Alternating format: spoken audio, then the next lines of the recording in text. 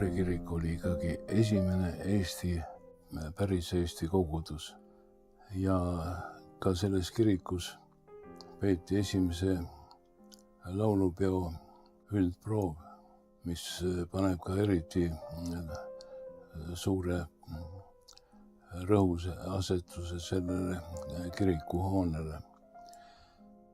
1842 oli tema ehitatud, nii et 99 aastat pidas ta sellisena vastu. Fotograaf Edward Sellek oli see mees, kes ainsana on pildistanud Maarja kiriku põlemist. Maarja kirik põleb. Ja ta tiris oma asjad kahekorrusse maja plekkkatusele ja tegi sealt pildi.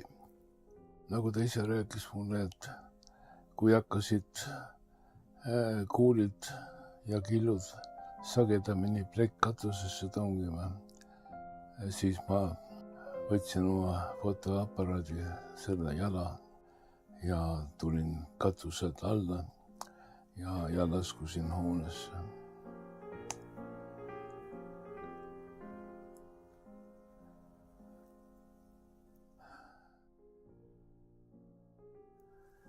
Kõik põles ära. Algas Tähe tänavast see põlemine ja põles kuni Kastani tänavani kõik maha. Kui ma 25.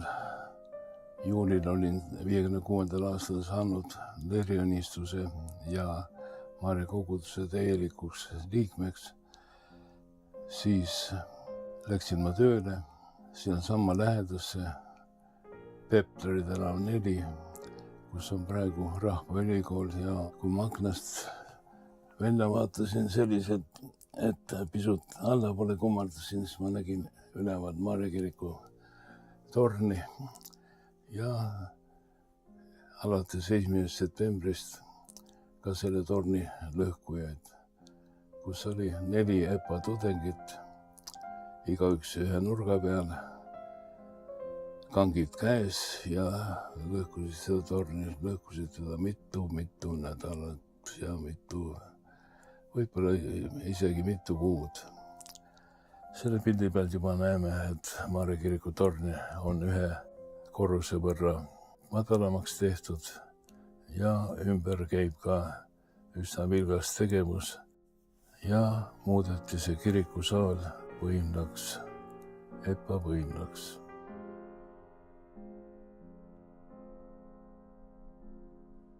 No siin on ma ilus ja uhkuses Tartu Maarja kirik, mis paistis minu koduõue ja oli nii-öelda valge luigena üle kogu linna ja ta oli tõesti väga kaunis.